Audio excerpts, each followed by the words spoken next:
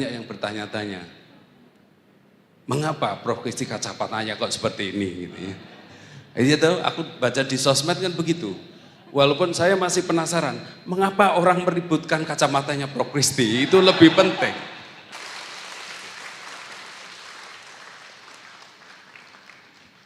Selamat Natal. Jadi hari ini spesial hari Natal. Ini Pak Sesmenko. Ya, selamat Natal. Tadi kita ada sekitar 5 orang ya yang hadir di sini yang merayakan Natal, selebihnya pada cuti, Bu. Jadi Prof Kristi termasuk yang tidak cuti. Jadi kita bilang kita ini keluarga Pancasila. Walaupun kita berbeda dalam iman, tapi kita bersama dalam kemanusiaan, gitu Bu. Tapi nanti mohon Bu Prof Kristi, ini adalah acara Senin pagi, kita sebutnya sinergi sebentar. Tapi Prof Kristi ini kan sangat terkenal ya, luar biasa itu. Pendatang baru langsung melejit.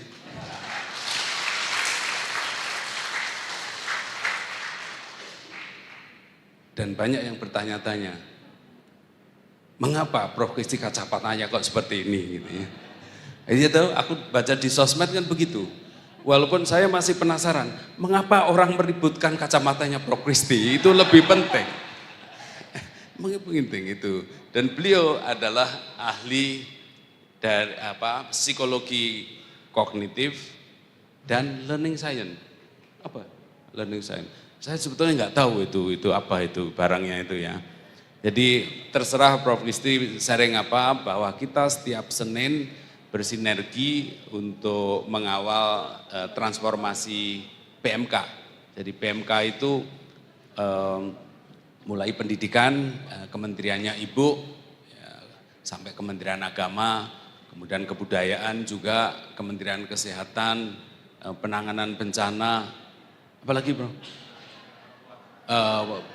Anak, perempuan anak, kaitannya dengan perundungan, olahraga, kependudukan, pokoknya ada 8 kementerian ya, berada di bawah koordinasi kita. Dan kita sekarang sedang berusaha untuk menjadi smart ministry, bekerja lebih cerdas, karena beban akan semakin berat, tetapi bagaimana kalau kerja cerdas kita bisa menjalankannya dengan lebih ringan. Gitu Bro. Terima kasih kehadiran Prof Kristi, sekali lagi selamat Natal dan sebentar lagi tahun baru kepada Prof Kristi dan keluarga. Terima kasih, saya serahkan sepenuhnya ke Prof Kristi. Terima kasih. Terima kasih. Kita duduk di sini Pak.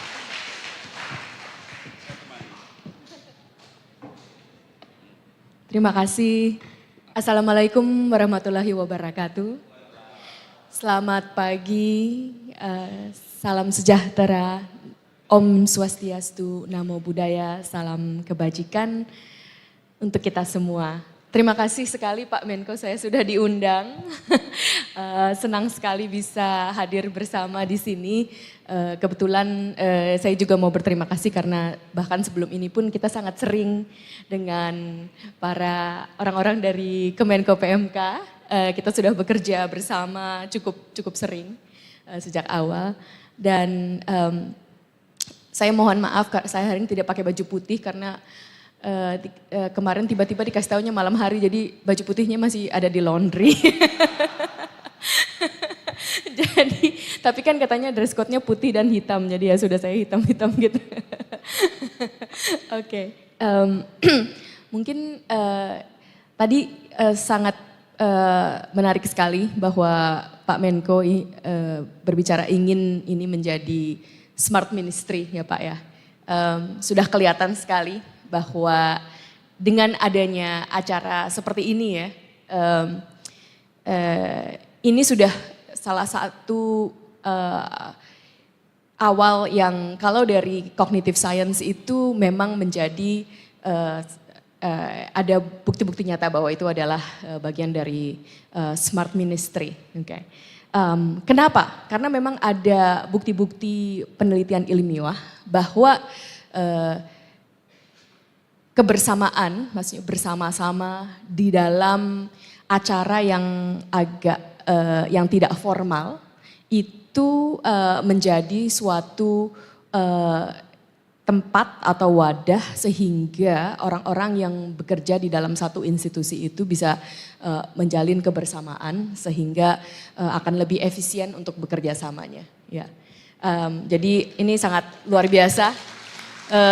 Bahkan saya lihat dari style duduknya ya. Saya juga harapnya tadinya bisa duduk di bawah juga nggak apa-apa Pak Menko. Kan ini kan sungguh duduknya santai gitu. Jadi berbeda sekali kalau ada dampaknya. Kalau duduknya di kursi di atas dan duduk lesehan begini, ternyata ada dampaknya juga terhadap pemikiran kita tentang bagaimana kita bekerja bersama di suatu institusi.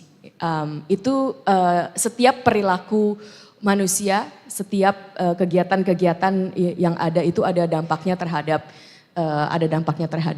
pemikiran kita di otak. Itu memang ilmunya cognitive science gitu. Mungkin saya mulai dengan yang sedikit, apa sih cognitive science? Ya, oke. Bapak Ibu semuanya kalau boleh memejamkan mata. Ayo memejamkan mata semuanya. Kecuali saya, Pak Menko juga. Pejamkan mata. Oh, pejamkan mata. Iya. Pejamkan mata, oke. Oke. Apa yang ada di ruangan ini? Ayo sebutkan. Oke, Pak Menko, Prof. Stella, apa lagi? Bendera. Foto-foto. Ada meja. Kursi, oke, boleh buka matanya. Ada beberapa yang sudah disebutkan ya, tetapi ada banyak sekali yang belum disebutkan, ya kan? Misalnya proyektor, TV, di sini ada balok ruang, ada jendela, ada juga mungkin ada juga seperti layar, dinding, ada lampu, tapi itu tidak disebutkan. Nah, itulah yang menjadi pertanyaan seorang cognitive scientist seperti saya. Di dunia ini begitu banyak informasi, jadi setiap bahkan per 1000 milisecond ini selalu ada informasi yang masuk ke dalam otak kita melalui 5 indera kita. Itu menarik indera penglihatan, indera perasaan, indera penciuman, indera perasaan dan indera penyentuhan. Seluruh yang masuk itu ke dalam indera kita, tetapi tidak semua yang masuk lewat indera kita itu diolah sehingga itu semuanya dilihat atau dirasakan atau dicium atau didengar dan kita ingat di dalam otak kita. Nah, jadi pertanyaan seorang cognitive scientist itu bagaimana informasi yang masuk ke dalam itu diolah dan dikeluarkan kembali. Ya, itulah biasanya kalau kita sebut cognitive scientist itu juga tentang merasakan information processing. Jadi bagaimana informasi itu diproses dan informasi itu keluar kembali. Nah, jadi misalnya tadi yang pertama disebutkan saya dengar Pak Menko. Ya, berarti Pak Menko ini sangat salient sekali di otak-otaknya para dan sudah selayaknya dan sudah kita duga bahwa pasti Pak Menko yang paling salient ya kan. Lalu juga saya, karena kan saya baru jadi ada barang aneh di ruangan ini, nah itu juga diingat ya. Nah itulah jadi informasinya masuk gitu. Tetapi nggak ada yang menyebutkan lampu ya kan. Padahal lampunya ada di sini terus. Tapi kita nggak menyebutkan, kenapa? Nah karena lampunya itu ya tidak diolah lagi oleh otak kita untuk menjadi sesuatu yang diingat, sesuatu yang perlu dibicarakan. Ya sudahlah di situ saja. Oke. Nah berarti proses informasi kita adalah selektif. Ada beberapa yang masuk dan diolah dan dikeluarkan. Maksudnya waktu tadi saya bilang tolong sebutkan, ada beberapa yang tidak. Nah itulah yang terjadi dari kecil sekali kalau kita membicarakan tentu saja dengan PMK adalah bagaimana kita membangun manusia unggul ya. membangun manusia unggul, insan Indonesia yang unggul itu setiap kejadian, setiap masukan, setiap informasi itulah yang bisa kita lihat bagaimana terjadinya sehingga informasi yang diproses dari kecil untuk anak-anak bahkan sampai dewasa di sini sebagai kita sama-sama bekerja di pemerintahan itu pemrosesan informasi kita itu bagaimana sehingga itu efisien, diingat dan bisa kita gunakan untuk pekerjaan kita sehari-hari. Ya, itulah cognitive science sebagai information processing gitu. Jadi di ilmu cognitive science itu banyak semua pertanyaan-pertanyaan itu bagaimana manusia itu mengolah informasi dan informasi-informasi seperti apakah yang diingat, yang masuk dan yang juga digunakan di kehidupan sehari-hari gitu. Jadi banyak sekali, inilah yang menarik, banyak sekali bukti-bukti atau kalau riset itu kita melakukan, kalau kita di cognitive science kita melakukan riset berdasarkan bukti-bukti. Jadi kita mempunyai teori, tetapi teori itu belum tentu benar. Nah ini yang mungkin menjadi menarik. Kalau kita membicarakan pendidikan, kita sering bicara oh ada teori ini, teori itu, teori ini. Nah ini sebenarnya kalau kita mau melihat lagi, kita harusnya tidak mengandalkan teori. Karena teori itu adalah sesuatu hipotesa yang dibuat oleh pendidik, yang dibuat oleh saintis, yang dibuat oleh ilmuwan, sehingga setelah itu sang ilmuwan itu akan mengecek dengan eksperimen-eksperimen apakah sungguh hipotesa itu benar. Nah itulah. Jadi sebenarnya kalau kita tadi mungkin nomor satu kalau saya boleh ada masukan Pak Menko, kalau kita mau menjadi smart ministry ya, terutama sekali dalam membangun sumber daya manusia yang unggul, kita bisa mulai melihat bukti-bukti ilmiah apa yang sungguh membangun manusia, begitu. Ini dari setiap segi Pak Menko. Misalnya di pendidikan, kalau kita lihat ini bahkan dari yang kecil. Kalau diberi makan bergizi misalnya, itu apakah ada buktinya bahwa itu bisa menyehatkan, bisa meningkatkan kecerdasan. Nah itu semua ternyata ada buktinya. Ya, ya. Ya. Ini kan salah satu tugasnya kementerian kita ini kan antara lain toleransi. Ya. Ya, toleransi. Ya. Jadi tadi pengalaman macam-macam ya. Kemudian kan ada yang diambil oleh otak kita. Ya. Ada yang dilupakan oleh otak kita. Betul. Ya, begitu. Bagaimana caranya agar yang diingat itu yang baik-baik saja, Bro? Jadi biar apa, jadi kenapa begitu? Kalau kita bisa mengingat fokus kita pada yang baik-baik, berarti kita akan lebih toleran. Betul. Kita akan lebih pemaaf gitu. Kita lebih mudah bersatu gitu. Jadi otak ini kan menyaring karena overload ya. Betul. Apalagi sekarang ini kan overload information. Setiap hari kita baca media yang tidak tidak ada redakturnya, ya, tidak terredaksi. Berarti kan kita ini kan overload information. Dari overload information itu otak itu bisa nggak diarahkan untuk memorizing hal-hal yang good for humanity misalnya begitu. Agar kita nggak, yang kedua isu hoax, isu berita bohong, ujaran kebencian, memforward berita-berita yang buruk. The good news is bad news misalnya. Itu kan semua punya implikasi yang luar biasa terhadap PMK. Yaitu toleransi, kerjasama, kejujuran dan lain-lain. Nah, ini lagi konsultasi. Iya Pak, silakan Bro. Iya, terima kasih Pak Menko. Pertama yang Pak Menko bilang itu sungguh benar ya. Dengan mengingat yang baik-baik itu bisa, ini ada sainsnya, ada buktinya karena ilmu itu berdasar ilmiah, itu ada bukti ilmiahnya bisa membuat kita lebih bahagia. Nah, saya ceritakan langsung suatu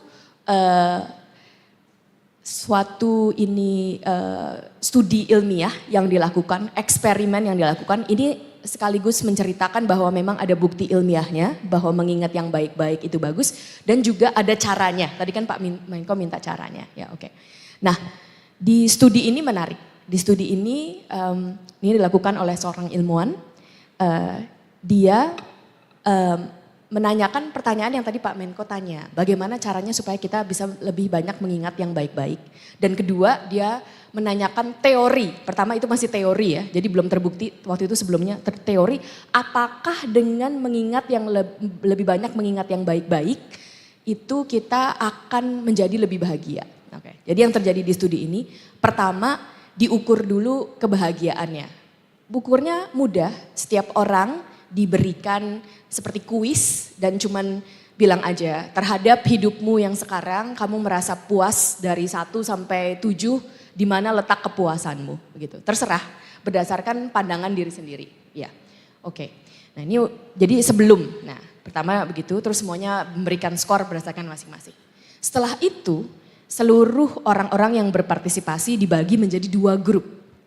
Satu grup diberikan tugas selama seminggu mencatat di buku harian ya segala sesuatu yang teringat gitu. Terserah. Nah, waktu yang grup satu lagi selama seminggu diminta mencatat hanya yang bagus-bagus tetapi hal yang kecil. Misalnya hari ini saya dikasih air minum dan air minum dituangkan oleh Pak Menko langsung. Nah, itu kan luar biasa ya. Masa Pak Menko-nya nuangin buat saya gitu kan. Nah itu dicatat. Waduh senang ya gitu. Kemarin ya saya wah hari ini pagi ini wah bersyukur walaupun baju putihnya belum selesai tapi laundry yang lain sudah selesai. Nah itu seperti yang kecil-kecil gitu dicatat. Nah tapi waktu mencatatnya dan jumlah catatannya persis sama antara grup yang terserah dan grup yang hanya baik-baik saja. Dan terutama sekali yang baik-baik saja hal-hal kecil. Bukannya, oh hari ini saya naik gaji. Enggak, belum ya. Belum ada pengumuman dari Pak Menko. Bukan yang besar-besar, cuman yang kecil-kecil saja ya. Ya, kecil-kecil saja. Setelah seminggu, kembali dikasih lagi kuis itu. Dikasih lagi kuis, silahkan ya. Dikasih lagi kuis, silahkan melihat, silahkan sekarang mengukur kebahagiaan Anda atau kepuasan Anda terhadap hidup persis sama kayak kuis sebelumnya 1 sampai 5. Yang menariknya ada perbedaan rata-rata kebahagiaan di antara 2 grup itu. Jadi sebelumnya 2 grup ini sama. Ada yang sangat bahagia, ada yang tidak terlalu bahagia, terus bercampur-campur kan. Rata-ratanya sama, katakanlah rata-ratanya 3. Tetapi setelah ada 2 cara ini, satu mencatat jurnal semuanya terserah, satu lagi hanya yang baik-baik, ada perbedaan.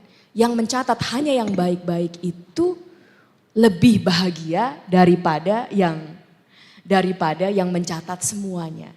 Nah, jadi kalau saya bisa menjawab langsung berdasarkan bukti ilmiah, karena kita semuanya itu sering lupa, kalau kita ada kebiasaan untuk mengingat, mungkin dengan mencatat atau mungkin dengan dibicarakan mungkin ke rumah, ke istri atau ke suami atau bahkan ke anak. Wah, tadi ada hal apa yang baik yang terjadi di hidup saya?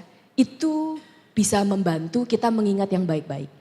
Dan penting sekali dalam studi ini juga dilihat bahwa sebenarnya yang membuat kita bahagia itu adalah akumulasi dari hal-hal yang kecil. Ya, dari hal-hal yang kecil yang membawa kebahagiaan dan membawa kebaikan. Bahkan juga ada studi lain nih Pak Menko, bahwa hal-hal yang besar, misalnya kita pikirkan oh saya kalau nanti suatu saat punya rumah yang bagaimana gitu. Itu ternyata ada yang namanya happiness treadmill. Jadi happiness treadmill itu ini ada sainsnya yang sangat banyak. Kita memikirkan oh nanti kalau saya sudah punya ini saya akan bahagia sekali. Dan dari studi-studi yang sudah banyak sekali dilakukan di cognitive science, ternyata kebahagiaan kita waktu yang besar itu semu. Jadi kita sampai ke situ, lalu kita merasa nih bahagia nih. Misalnya punya mobil baru, ya. Dulu udah rencana punya mobil baru, sampai punya mobil baru bahagia. Tetapi begitu punya mobil baru, sebulan kemudian tidak kerasa lagi. Kenapa? Udah kebiasaan. Tadinya kan gak punya mobil itu. Tapi terus punya mobil itu, dan setelah sebulan punya mobil itu, tiap hari naik mobil itu, wah gak jadi, udah gak kerasa lagi. Itulah namanya happiness treadmill, jadi kembali lagi ke tempat titiknya. Itu sering sekali terjadi di manusia. Itu juga perjuangan cowok-cowok ketika mau betul nembak cewek gitu ya. Betul. Begitu dapet biasa gitu ya Pak? Biasa saja, awas lo ya.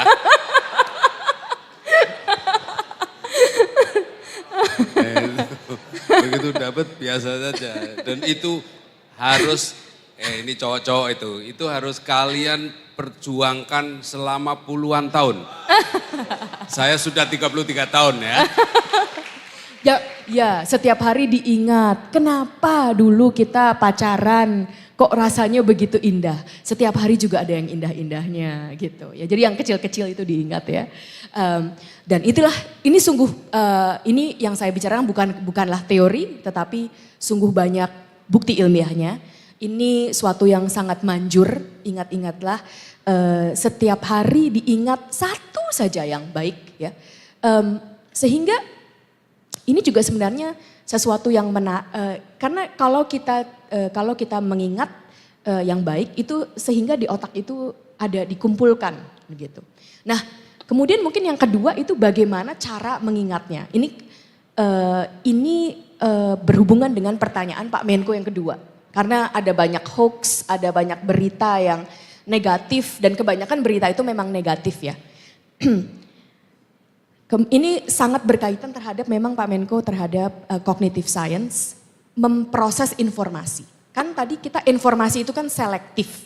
Nah informasi itu selektif, jadi informasi yang seperti apa yang masuk dan informasi seperti apa yang tidak masuk. Kita otaknya itu selalu ada yang namanya bias terhadap saliensi, bias terhadap saliency. Segala sesuatu yang salient, segala sesuatu yang menonjol itu lebih mudah diingat. Itulah mengapa kalau di berita-berita itu banyak yang negatif itu karena orang media, orang pers tahu kalau negatif itu menonjol gitu Pak. Tapi kacamata ini bukan negatif loh ya. Iya, nah ini juga diingat karena menonjol. Iya, kenapa menonjol? Nah, kenapa menonjol? Karena lain dari rata-rata. Gitu. Kenapa menonjol? Karena lain dari rata-rata. Termasuk kacamata saya agak aneh, lain dari rata-rata, ya kan? Sehingga diingat ya. Nah, gitu. Saya ngelihatnya lewat TV aja Bu. Nanti kita boleh tukeran juga Pak. Ya, nah itulah yang diingat. Sehingga berita-berita yang buruk itu juga menonjol karena lain dari rata-rata. Tetapi sebenarnya kalau berdasarkan asas gitu bisa juga kita lihat kenapa yang baik pun sebenarnya bisa menonjol karena itu kan lain dari rata-rata. Nah, tapi memang mungkin agak lebih susah dijualnya gitu oleh media. Tetapi saya lihat juga sekarang ada beberapa tren ya. Ada beberapa tren, ada media yang misalnya ada khusus untuk berita baik dari Indonesia. Nah itu mungkin perlu kita dukung ya.